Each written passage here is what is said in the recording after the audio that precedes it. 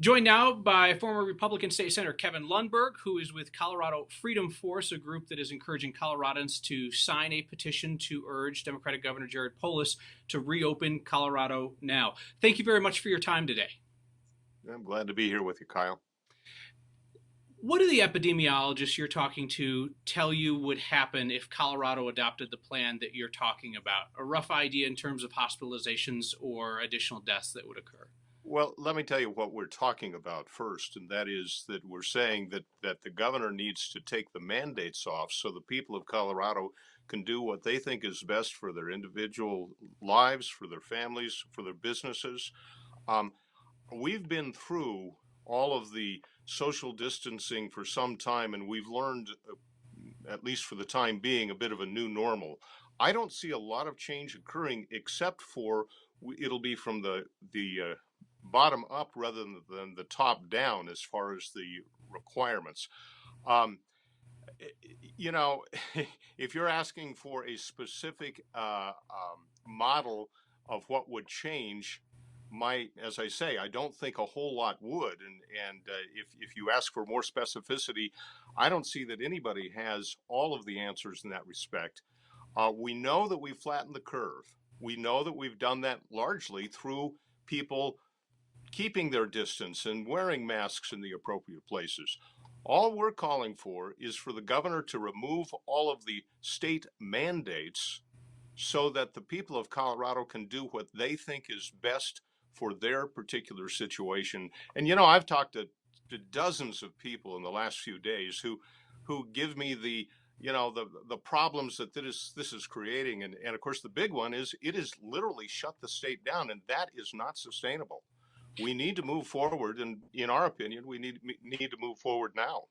So I guess nobody, of course, knows an exact number because everything is No. modeling in projections. But have you talked to any public health experts to figure out how many additional hospitalizations and deaths would occur under your suggested plan? Well, you're putting a presumption that it's going to greatly change the circumstances. I've talked to doctors uh, who recognize that we were faced with a very critical question mark about 6 weeks ago. And so the governor took some pretty drastic actions. He had that authority to do it. I don't question that. I believe, though, that we've gone through enough of the process to understand that Colorado is not New York City, and that the people of Colorado have learned how to deal with the particulars in with this circumstance. Now, understand the stay-at-home order was never to make the disease go away; it was to flatten the curve. The only real uh, long-term solution is that there's either a cure found, which looks like there's some interesting ways to treat the disease, but there's no cure out there until maybe a vaccine is available in a year or more, or enough people have contracted the disease and developed the antibodies so that there's the herd immunity that we've heard spoken of quite a bit recently. I believe we need to move through that process, and I don't I totally reject the contention that if the governor removes the mandates, that more people will die. Uh, it may accelerate to a slight degree the actual process of people getting this disease, but stay at home is not going to stop that. It's just prolonging it, and it's prolonging all of the other problems that are developing around this. Is there a particular reason why you have not reached out to a public health expert to ask them to assess the public health impact of your suggestion? Kyle, I have talked to doctors. I haven't talked to public health directly. No. But I spent 14 years on a health committee in the legislature, and I'm very familiar with their ways and their processes. And as I say, I've had this discussion with several medical professionals. Uh, they are not the only ones who know what's happening, though. All of us, I'm sure, are at home, studying the particulars and the details and trying to work through all the inscrutable uh, uh, data points that are put out there, um, I've come to the conclusion that public health doesn't have all the answers. And anybody who thinks that they're the only ones who can provide the guidance and direction, I believe are mistaken. So the petition calling for the governor to reopen the state says that we have won the battle to flatten the curve, which is not the opinion of the state's epidemiologists at this point. They're saying that it's going to be continued social distancing measures that do that. What led you to that judgment that we've won the battle to flatten the curve? Because we have not seen the exponential growth that was predicted in so many of those models that were first put forward. But you also um, presume from what we're calling for that social distancing goes away. Not at all. Not at all. As a matter of fact, what this declaration says is we now understand who is truly at risk and how to safely interact with the public. The people of Colorado are smart, capable, and committed to protect themselves. Uh, this is simply saying, okay, we've had the top-down management of this.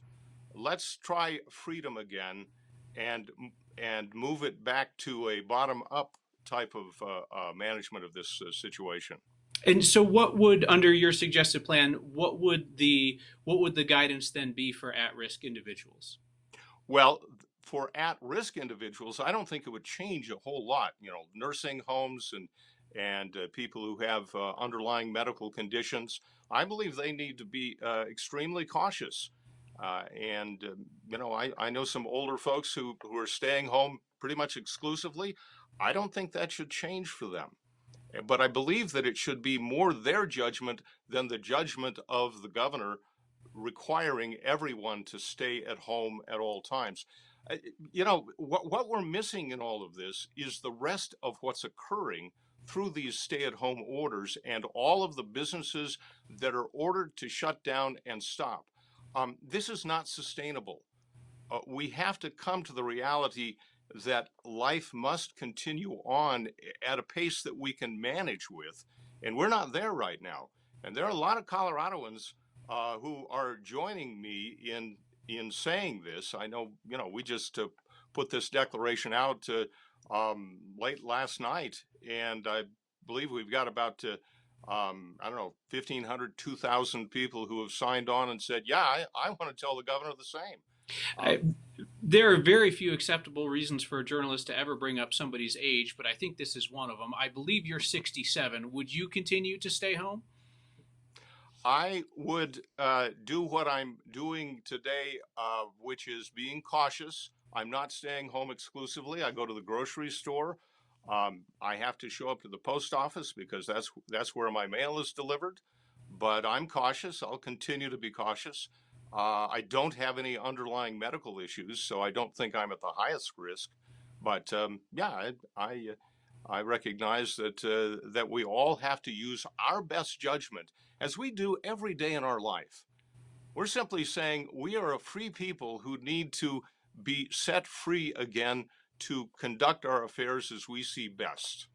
So you mentioned that you wanted Governor Polis to lift the mandate, and I assume you're talking about the stay-home order. You spent time in the state legislature, so you know that there's a lot of different levers that are being pushed and pulled right now, and that in addition to the stay-home order, the governor has issued a ton of emergency executive orders, the majority of which actually loosen all kinds of various restrictions in public health and education and corrections. People see it in their day-to-day lives in terms of what can be delivered to your door now that couldn't be before. So when you say lift the mandate, I presume you mean lift the stay-home order and then add back on all of the normal restrictions that govern everyday life.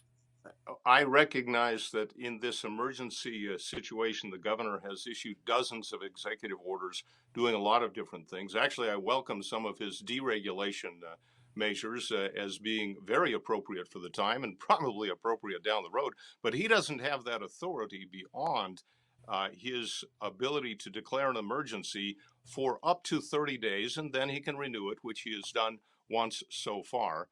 I believe that the main point is that we allow the state to go back to work.